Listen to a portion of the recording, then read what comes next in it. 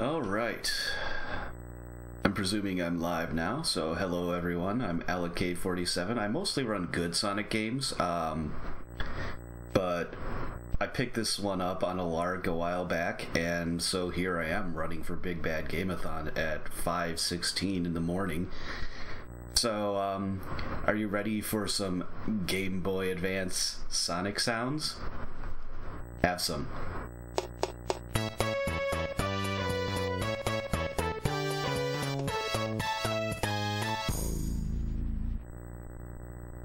Immaculate, isn't it?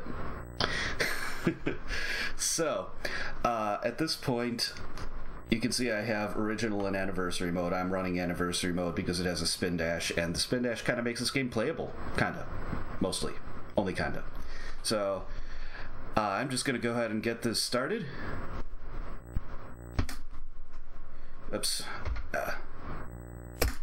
Had to press A one more time. Alright, so Green Hill 1. I'm actually going to do a small amount of lag management because, as you can see, the frame rate in this game is, we'll call it variable, and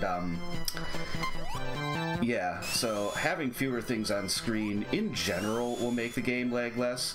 Only in general, it is not entirely consistent, and to a certain point you have to give priority to the actual like the stage layout. Also, yeah, you can skip score counters in this game. One reason that this is the best version of Sonic the Hedgehog 1, because the score countdowns suck, especially in the Master System. Okay, so hitting the enemy there is why I hit the spikes. And once you hit the spikes, they can be killer. Momentum died too. Alright, we're off to a great start. But anyway, there are a few reasons that this is the best version of Sonic 1, and then there are many, many reasons that it is not. So, another reason that it's the best is that the music loops if you die. It keeps going. Hopefully we won't see that, but it can happen. There are a couple levels where it is very possible. So these speed shoes that I'm going to be getting up here are not at all necessary because I have the spin dash, and I basically end up running at the maximum rate that the game can handle anyway. So I picked them up actually for the boss, because it makes air control in this section slightly easier, especially when I go early and miss the initial juggle that I was going for. So yeah, I'm just kind of bouncing on top there. You can manipulate it so that you can get the hits quickly and not have extraneous bounces, but that is really inconsistent, so yeah. It's really hard to judge what the frame rate is going to do and exactly how you're going to bounce off the boss. So right now, I'm entering my least favorite area in the game, which is Marble. That is the same in both the original Genesis version and in this version. Here, it's not as bad, arguably, because instead of having to do 3 really annoying level wrap tricks, because zips don't exist in this game, I can't do those. Instead, I just have to deal with a little bit of inconsistency and a few lag spikes in places that are just annoying. So obviously there I just used my spin dash and iframes to get across that lava. That's what you do. And now I'm not going to jump on this platform until I'm ready to get up there, because that will let that be at its lowest point. And don't... Alright, cool. I was very slightly worried that because this is a marathon run, I would die there. It is pretty consistent about not killing you, but every now and then you get the ring and the hit, the flame on like the same frame and you die. It's not common. Alright, so there are a few ways that this level can start out. That is the slow one, but it's okay. I wanted to jump higher and go over that entire area. Also, I wanted to slow down there, but damage boosting is just about as fast, so that's okay. Now, you may have noticed that I've been rubbing up against walls and then still maintaining my speed. That is going to be actually quite important later in the run. I jumped. I hit the caterpillar. Those enemies are annoying no matter which version of the game you're in. Also, this area is so laggy. It legitimately took me a while to just understand how the lag works in that specific section so that I could consistently jump where I wanted to go.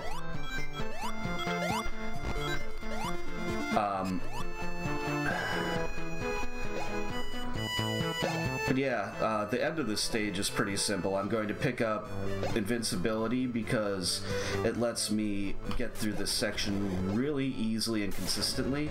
And weirdly, it doesn't seem to add anywhere near as much lag as you would think based on the way the particle effects work. I mean, we take those. So, now the inconsistent stage. The first part is pretty standard, honestly, but the boss fight can be annoying, and there's one particular jump that I'm just gonna hope goes well, because the game can mess you up with essentially no fault of your own, and then you can also mess it up on your own. And it loses a little bit of time if that happens, and it can happen repeatedly. So that'll be after we wait for this block to move. This is the fastest way through the stage. I think panning your camera up here reduces lag by a few frames overall here, but it's definitely less than half a second overall based on a little bit of timing that I did, which was not timed to the frame, so yeah, I didn't want to put that much effort into it. It's like, it's easy enough to look up, so I'll just do that and assume it helps, hopefully. Did I mention that this game is actually my favorite version of Sonic 1 to... Alright, this is the jump. But this is actually my favorite version of Sonic 1 to speedrun, because every version of it is butts in some way. Alright, doing the no-ring fight, that's fine. I'm just gonna not play this very aggressively. If I did play it a little bit more aggressively, it would actually be riskier. Also, my finger slipped off the jump button, but that's okay. So I'll just get my few hits here. And then it'll come back and I'll finish it off.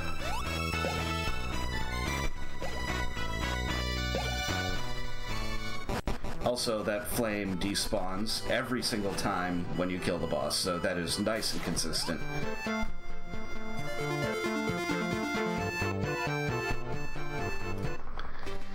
You mean all this music, Tristan, right?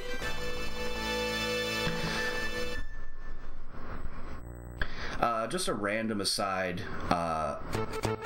Springs try hard in this game. You might see some shenanigans in Spring Yard. It may happen.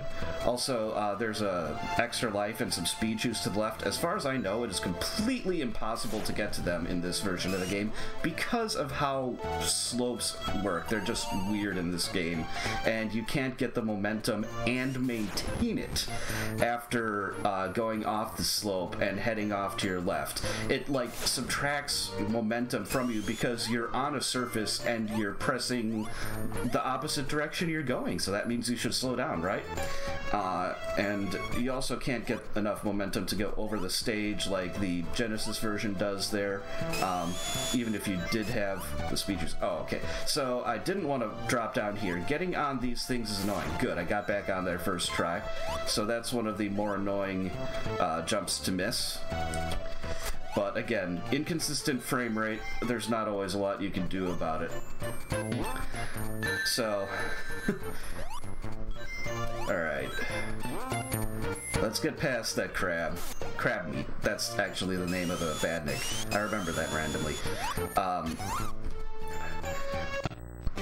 Another random aside is that the special stages in this are atrocious, not because of the frame rate so much, but because in the original version you can jump off of some pretty extreme angles, and in this version you can't. So you kind of have to play the special stages perfectly or you're just screwed. As a result, I have never and probably will never get all emeralds in a playthrough of this game, because it is that bad.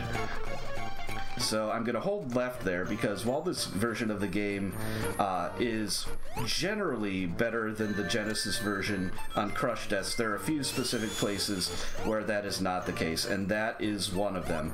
It is very easy to get crushed by that thing, that series of blocks that kind of goes back and forth that I landed on nicely there.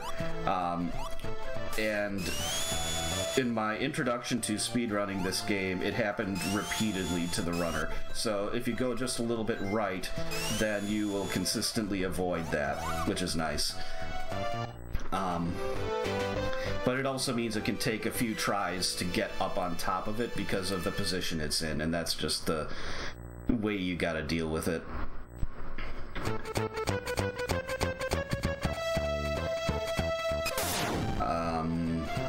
Something else I wanted to say here. Oh yeah. Okay, I actually bounced off of it. That's pretty rare. Usually I just get stopped by it. It means I jumped at pretty much just the perfect time. It's actually kind of hard to get that jump timing. That's what I wanted to do. And you notice that the music just kept going. Also, that was supposed to take me over here. Thanks for actually killing my momentum wall. That is not a common occurrence. Okay, I missed that. The top route is annoying because those blocks that I was worried about after I had to jump on them in Act 1, you have to jump on one, and if anything, it's more inconsistent than this act than it is in the other one. So instead, I'm just going to take the bottom route because I'm going to get here. There's more lag on this path, but even if I did take the top path, there's a good chance I just fall back down onto that path anyway, because you kind of have to YOLO a jump, that or play it painfully safe. And I did not get the checkpoint. That could come back to bite me in a little bit, but I'm going to not play it safe because I'm a speedrunner and that's what I do. I am bullheaded about these things. So I'll get back to Crush Deaths in a little bit, probably against the boss, because the boss spawns low and is incredibly easy. Like, it's easy on the Genesis version if you hit it at its lowest point. Here you don't even have to wait for it at its lowest point. Anyway, this is YOLO, but it is actually surprisingly safe. So yeah, it worked out and I'm good. The game didn't punish me. Also, I'm standing on the edge after this boss fight there. So yeah, that's the thing. But anyway, Crush Deaths. There are a couple other places that the game is just awful about them.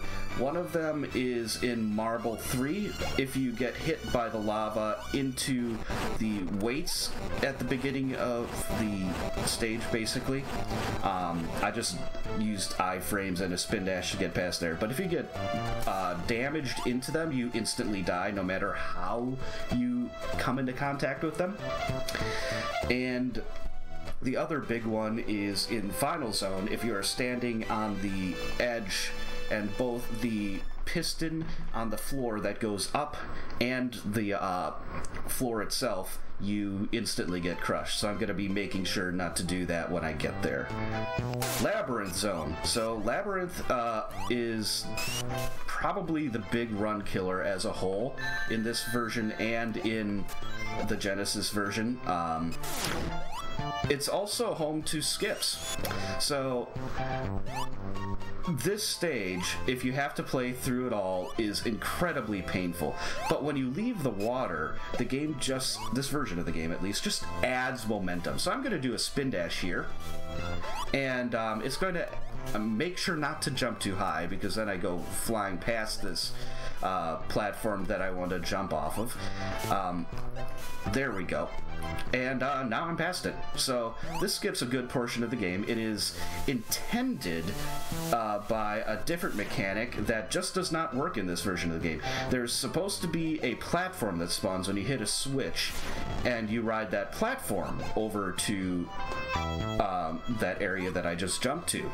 And that platform does not spawn in this version of the game. I've tried a few different things to try to get it to spawn, and it has not worked.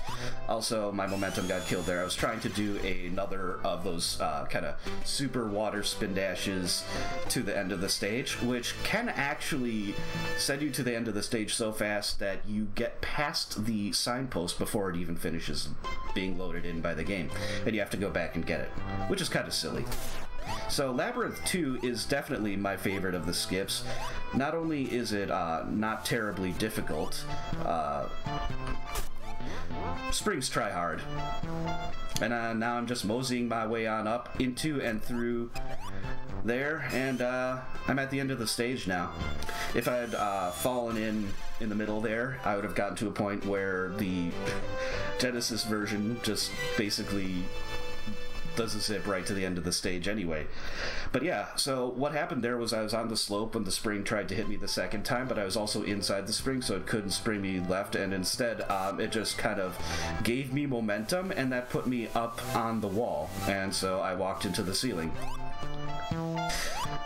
This is the most inconsistent of them, so I'm going to try to manipulate my subpixel so it gives me a good amount of speed. Okay, it gave me a good amount of speed, but I didn't get the jump. I was like 1 frame late, and the game bounced me back instead of doing what I want to do. Happened again. Alright, this happens sometimes. Like I said, this is the most inconsistent of these skips, because even if you do get the speed you need here to jump over the wall, you have to make the jump. So basically you unload that waterfall so the area loops, and then you jump over the stage, and a similar deal happens as in Act 2 once you're above the stage. Come on. Almost. I was a little early on that jump, but I had the speed. And the reason I'm going in that area each time is because I find it's the most consistent way to get the speed you need. Again, it's kind of like, how does the game treat you when you hit that slope? Okay, I didn't have enough speed that time. I had the jump timing right. I just did not have the speed. That time I was late.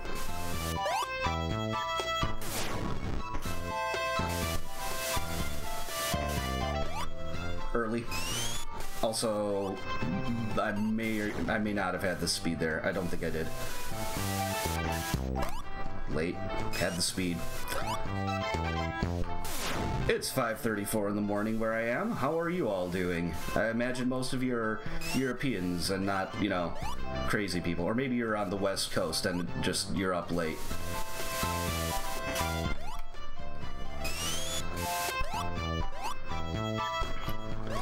And no, I'm not rapping at all. Level rapping is when you underflow the x-coordinate, and that might be possible in a couple of stages in this game with TAS, I don't know, but there we go, finally. Alright, now it's very important that I make this next jump, which I just barely did, and that avoids a soft lock. If you fall into the pit in the middle there, you are stuck, and you have to do all of Labyrinth again, because this game only gives you precision to the zone. Also, I probably lost about a minute going for that skip so many times, but it's one of those things where it's so much faster once you get it that trying it again is much less costly than, you know, actually playing the stage normally. So people may remember this section. It is bad in every version of this game. So I'm gonna play this a little bit safe, but only a little bit, because I do want to go fast. Panning the camera up to see where these spears are is actually pretty important, because they can be a little bit inconsistent. Now that the water's up and lagging the game like crazy, I'm going to just spin dash over that gap instead of jumping over it. And then the way I get past the end there is by doing that. Damage boosting, ideally.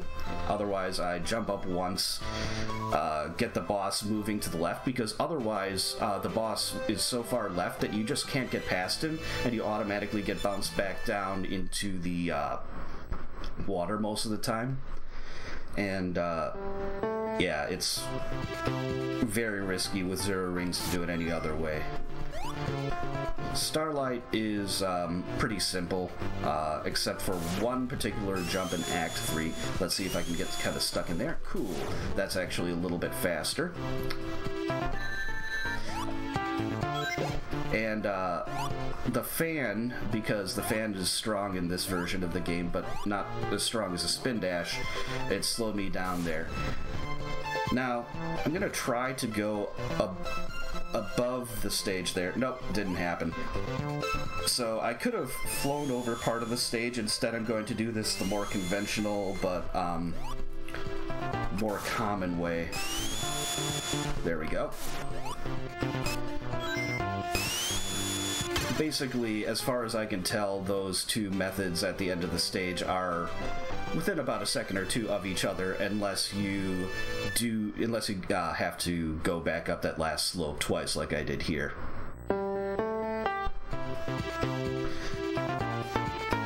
Starlight 2, the riskiest thing is at the start. Basically, just, you know, don't jump too late. And now I'm going to take this path here, just spin dashing through. It is incredibly simple.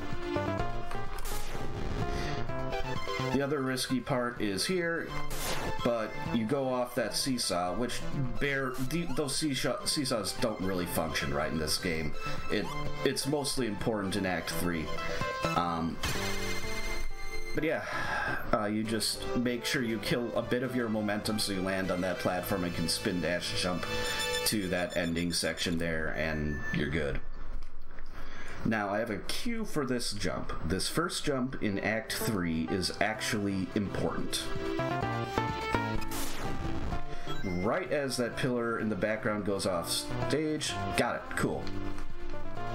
Alright, so this one should be a high bounce. Yep. Cool, I made it. I would have liked to have made it on the first one, but the important thing is that I didn't get stuck trying to get that seesaw to cooperate. And like I said, seesaws don't quite work right in this version of the game. One of the more noticeable things that they do that does not work right is that they can sometimes kill your momentum while you're trying to land on them, so you go back to having a very low bounce. Also, sometimes if you're going towards the edge, which is where you need to be for them to work properly, you can kind of just clip through them, and that is not a fun time. Alright, I wanted to bounce the other way there. So, yeah, this boss is mostly a fight against the lag, because you can just jump up and hit it really easy. And yeah, the boss music does start late against it for some reason. I don't know why.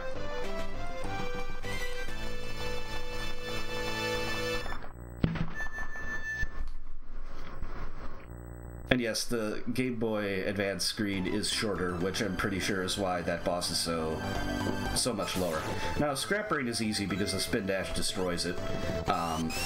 It's every bit as annoying as it is in the Genesis version on original mode. Oh, come on! I wanted to do a spin dash there, but the game decided I wasn't spin dashing. There we go. So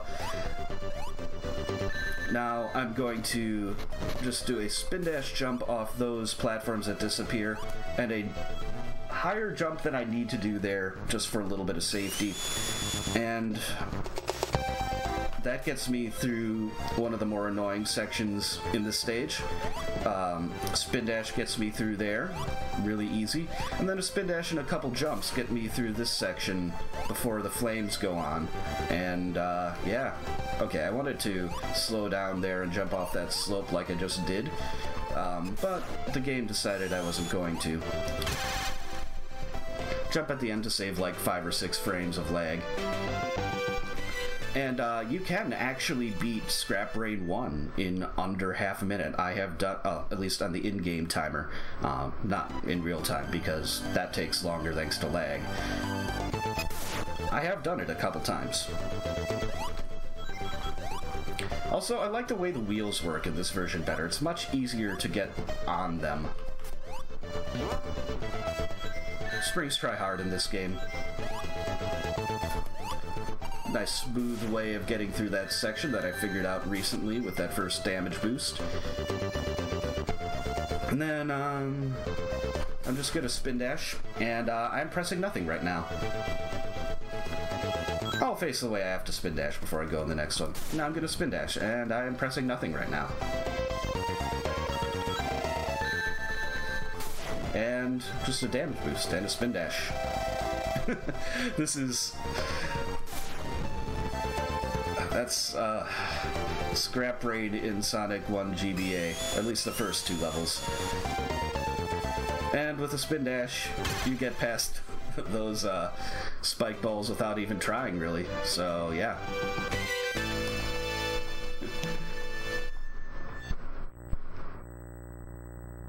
Now, there is no sound effect for Robotnik hitting that switch. I don't know why, but I wanted to make sure you saw him hit it so that you knew I wasn't kidding. Scrap Brain 3, it's basically don't mess up. So I don't want to fall down there. It is vital that I don't fall down there. It is also vital that I don't fall down this next gap. Beyond that, little spin dash, and whoop, I had a rare dropped jump input. This version of the game, for as laggy as it is surprisingly good about not dropping your inputs. Alright, I guess we got a bubble. I didn't need it, but yeah. Also, while I'm in the water and drowning music is relevant, I should probably mention that the drowning music happens at full speed, just like all the music in this game. So it is not uncommon for there to be like a full second on the number countdown when the music ends, and then you're just kind of sitting there waiting. Like, I've had it with 2 still actively flashing. So here, I'm waiting for the audio cue of the pistons happening, and I'm making sure that I am not on both the piston and the ground when that happens, because, like I mentioned earlier, that is an insta-kill crush death. So, as long as you remember that there's this audio cue, you can react to it. The only hard one to get a hit on, really, is when you have the first two pistons, the two to the far left, and Robotnik is in the far left one. And it is still possible to get a hit there by jumping on the second piston and then jumping to get Robotnik just before he goes off screen.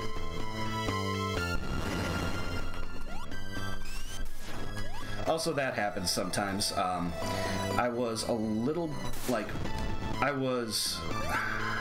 don't know why I jumped there. I didn't need to. Because the hitbox actually goes pretty low down in the piston, and worst case, I could have just done another, I could have jumped later and actually got the hit, but because of where the hitbox is and how Sonic interacts with it, I kind of screwed myself out of a hit there.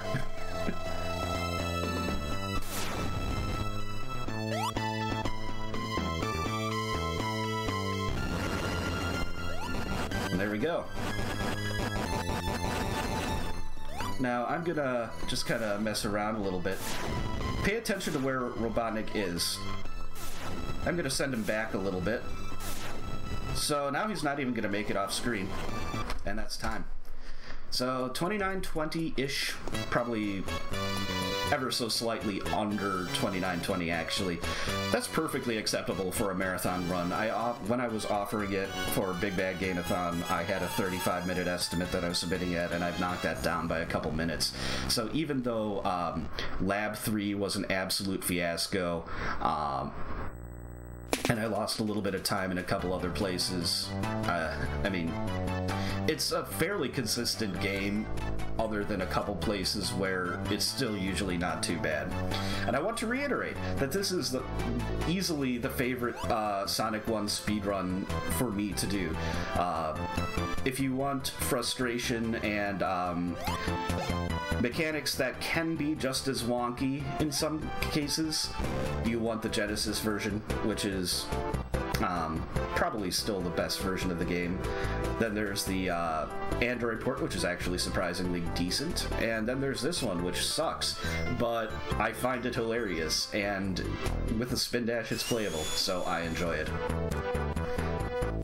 With that, I think we're still roughly on schedule, so I'll just go ahead and pass it on to Green Z Saber. He's a good dude.